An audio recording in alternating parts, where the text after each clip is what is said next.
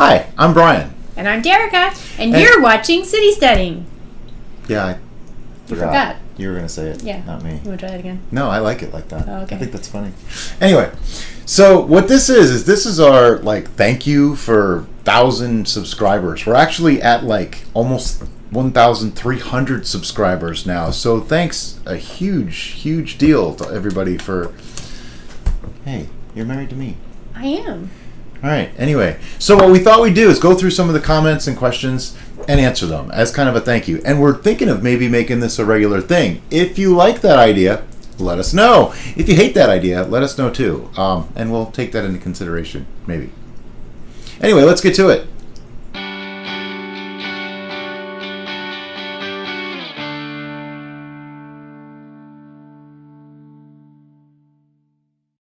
Okay, so our first question is from A.H. Davis. It was about the Vikings blood video. Damn it, I got so excited thinking this was Viking blood. I appreciate this disclaimer at the start, and I'll give this recipe a shot. You know, I was kind of afraid of that happening when we were making that, and it's really interesting. There's some stuff. I have notes on this one. We are actually going to do more on the Viking blood, by the way. There is a racking video. Some people didn't know that. And there's also going to be a tasting soon. Very soon. You might see us in the same clothes. Yeah. Anyway, well, I did a little looking up on this. Somebody actually commented that Blod is a religious event or festival for Vikings. I looked it up. I couldn't find anything on that. In Swedish, though, Blod means blood. So technically, Vikings blood, Viking blood, same thing. However, what I looked up was actually it's just a name for cherry mead. That's all it was. And it's really old, 1,000 years plus. But another interesting little tidbit I found out, the Germanic version of Blod actually means gentle, shy, cowardly, timid, slothful, inactive, or effeminate. Who knew? Anyway, moving on. Next question. From Ian Walter, again on the Viking blood video. This is fun.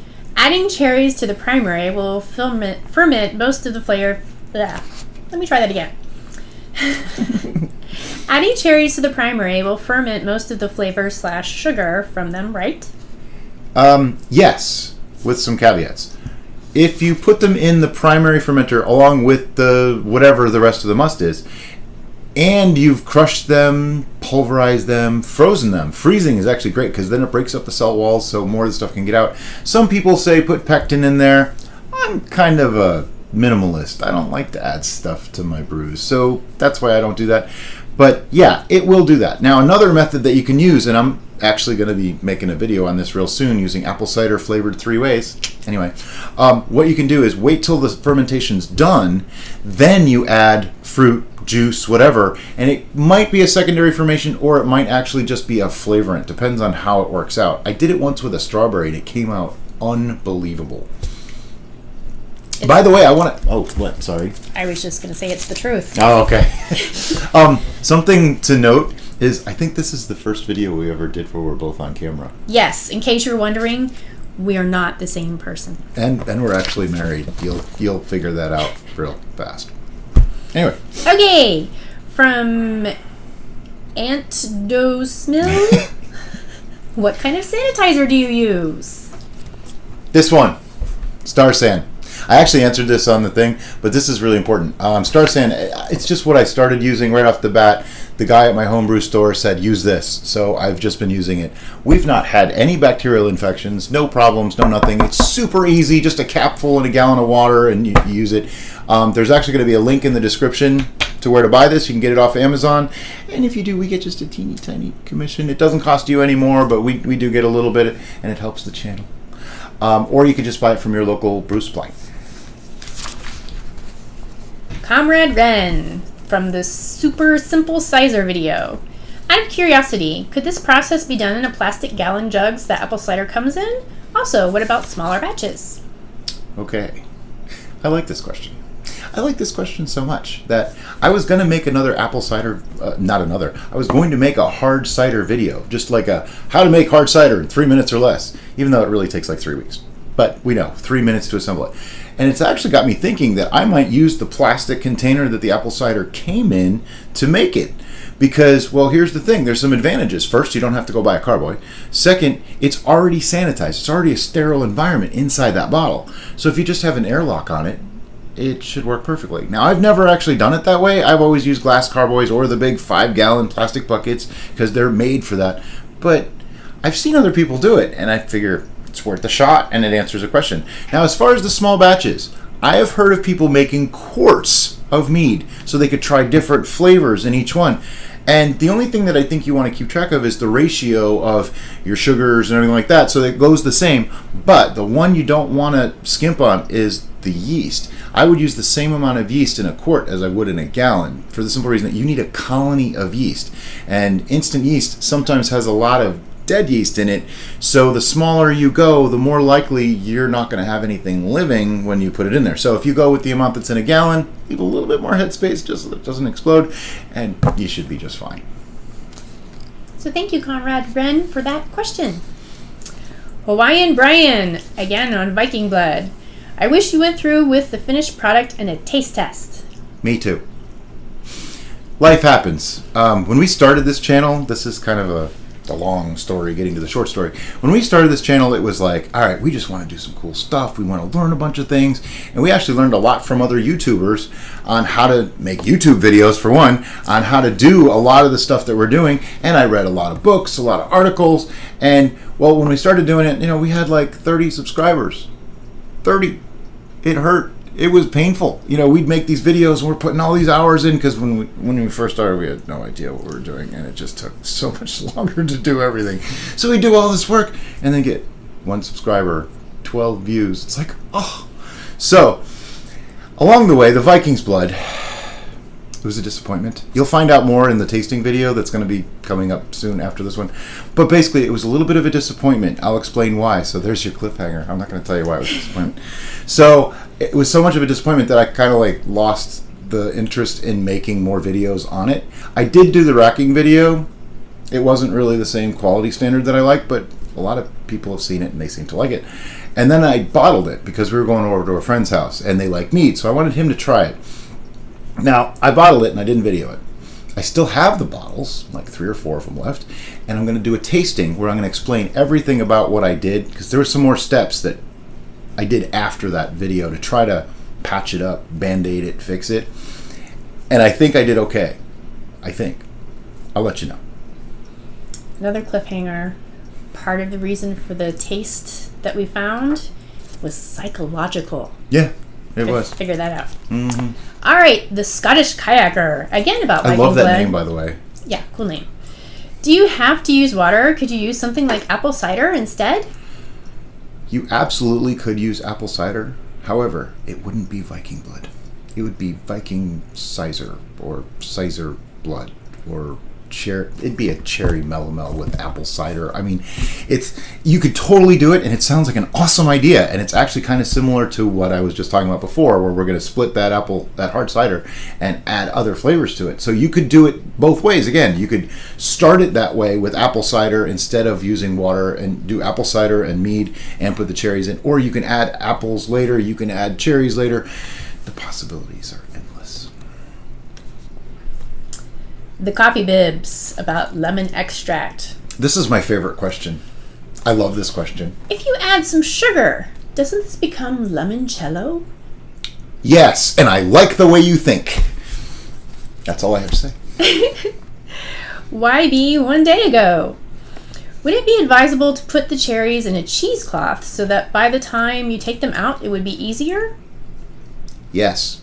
Again, I like the way you think. However, putting it in a big 5-gallon bucket and having the big open end, it was just as easy to just dump it through a colander. It was no big deal, really. If you're using a really small bottle or making a much larger quantity, it might be advisable. I have found, though, that squeezing that bag gets messy. And didn't you have something else that you were talking about with that? I did. In further research, we found a comparison to squeezing the bag as to squeezing the bag for tea. If you're an avid tea drinker like we happen to be. There's a bad joke in there somewhere. I'm not going there. He's referring to squeezing the bag, so let's not go there. I'm going to have to bleep that. So with tea, when you squeeze to try to get the rest of the tea out of the bag, it can create a bitter taste because you're getting more of the tannins out of it. And it has been referenced that a similar effect can be done if you squeeze a fruit bag when you're steeping to make a fermentation. Meat changeling, again regarding Viking blood. I don't get the sanitizing craze. Even at 10%, alcohol will kill off bacteria. If you want to argue flavors, well, shoot. You know that some sausage factories will keep the same stuff in their packing rooms because the random microorganisms add a flavor their customers recognize, right? A bit of my kitchen as a flavor additive is a charming local flavor added to a brew. I thought this was funny because I really don't want my mead to taste like sausage. Also, the bit of my kitchen. Well, we're in our kitchen right now where I cook all kinds of things like fish. Nobody's probably going to like fish flavored mead and things like that. So to me, you know what? I don't spend all day sanitizing. I fill up the sink with hot water. I take some of that Star San, pour a little bit in, dunk stuff in, let it air dry. 5 minutes. All my stuff is clean and I know there's no bad bugs, so to speak. So I know I'm not going to get some weird flavors, and I know that my mead will taste like mead rather than sausage. That said, some of my favorite beers are lambics, and lambics are fermented by using wild yeast, but they are in a controlled environment where all they're doing is fermenting normally. Because like Brian said, our controlled environment is our kitchen. Plus we have cats. Plus we have lots of cats. I didn't say lots, just cats. Anyway, yeah, we don't want that in our brews. Blaze 7498 on growing your own potatoes. Where's the Vikings blood? Wrong video. We do other things too. We're not just about the Viking blood here. Man, surprisingly enough, cannot live on mead alone. That's why we have potatoes. Guinness, though, can live on Guinness. Red Ragnar, water kefir. What do you mean by grains? Are they just grains like wheat, barley, and rice? Oh, I'm taking this one? Yes. Okay. No. If you just put wheat, barley, or rice in water and let it sit, it's just going to rot. It's not the same thing at all. Grain, in this case, just refers to what it looks like. It kind of looks like a bunch of, I don't know, rice grains, for lack of a better word, really. But what they actually are is clusters of bacteria. They're actually colonies of bacteria. That's why they get bigger over time. It's just a term that they use for what they appear like. Make sense? Kind of like dehydrated yogurt or cottage cheese, I would say. Sort of. Kind of. Yeah. I don't know. Yeah. Michael Jordan, Racking Mead. I'm completely new to this whole making of alcohol, and therefore maybe this doesn't apply here. However, I thought you weren't supposed to add oxygen to alcohol. Heard that's a big no. However, maybe that just applies to wine. Okay, first, I want to say something here, because he said maybe that just applies to wine. There's a fine line between cider, mead, and wine. I mean, technically, mead is called honey wine. Some people think honey wine is a different thing, or it's a higher alcohol content of mead. No, it's the same thing. Honey wine, mead. It was made all over the world. Mead is a localized word, but really, it's all mead. It's all the same thing. So, like your hard ciders and all that, they're all the same thing. Apple cider is apple wine when you get down to it. Sparkling, non-sparkling, doesn't really matter. It's still apple wine. It's just a fruit-based alcohol that's not distilled. That's wine. Even beer, if you've ever seen it, when it gets higher than 8%, I think, in the US, it's called barley wine. It's still wine. It's all the same thing. So let's just get that out of the way right there, that all of it applies the same way. Now, my understanding, and please, if I'm wrong, someone correct me, because this is everything I've read and everything I've seen says this. In the first 24 to 48 hours of a fermentation, you want to introduce some oxygen. Now, most people get plenty of oxygen in there by putting everything into a carboy, putting in some sugar, shaking the heck out of it. You now introduced oxygen. The way I normally do it is I'll put an airlock right on that. Now, I'm not going to introduce any more oxygen to that mixture, but there's plenty put in from the mixing up process. Now, in the Vikings blood, I actually changed my process and I just put the lid on. But I actually put the lid on with an airlock, so I wasn't introducing more oxygen into the mixture. The only time more oxygen might have got in there I was during my racking video and everybody's giving me a whole load of crap about it, that I splashed it coming out of the spigot. Okay, yeah, I did. And you know what? It came out just fine. So many people gave me crap about it, but it's okay. If you don't like that, use a siphon. It's all right. I usually do too. It was like the one time I don't do it. Anyway, hi. I think what Brian's actually trying to say is there are so many different options when making these brews that just because somebody's doing it differently than what you're intending to do doesn't mean it's wrong. But as far as the original question, because I probably didn't even answer that, adding oxygen, you really only want to do it in the very beginning of fermentation. Once a day or two has gone by, you don't want to add any more, because that's when you can make vinegar, because the acetobacters thrive on oxygen and alcohol to make vinegar. Whereas the yeast, everyone says it needs just a little bit of oxygen to start, but then it doesn't after that, because then it's producing CO2. So that's just everything that I've read, everything I've seen. I don't know the full science behind it. I'll be honest. I don't know everything. If somebody does know the full science and wants to get all technical, please leave that in the comments below, because we love that stuff. Just remember, I think there's a limit to how long a comment can be. So careful how technical you get. Anyway, next. Rod Nixon, the no-knead bread. I've always wondered why they were called grinders as well. Got this from Wiki. One theory has the name coming from the Italian-American slang for a dock worker, among whom the sandwich was popular. Others say it was called a grinder because it took a lot of chewing to eat the hard crust of the bread used. Now, what this comes from is in the bread making video. I think I mentioned it when I lived in Connecticut for a little while, and I moved there from Pennsylvania. Now, in Pennsylvania, it's a hoagie, right? You know, Philly cheesesteak hoagie. So I go to Connecticut and I walk into this deli with a friend of mine, and I see grinders, and I'm like, "What the heck is it?" I mean, I didn't say heck, but what is a grinder? I had no idea. I'd never heard the word before in my life, nothing. So I think I mentioned that in the video. And thank you for looking that up. I've never actually taken the time to Google it. I probably should have. But it's one of those things like I totally forgot that I didn't know that, and I just kind of got used to it. And now we're in Florida, and they're hoagies again. I think they're just hoagies. Or subs. Or subs. Yeah, well, sub was a common thing in Pennsylvania, too. I mean, people said submarine sandwich, sub sandwich, hoagie. Yeah, so it's all the same. Michael Jordan, one more time with Viking blood.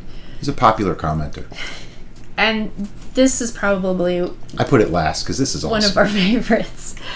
I was going to leave a totally different comment, but because the video ended on a bit of a cliffhanger, I went to look at your overall videos. I've seen that you've only been uploading for a few months. Are you completely new to using YouTube, or is this a separate account and you have another channel?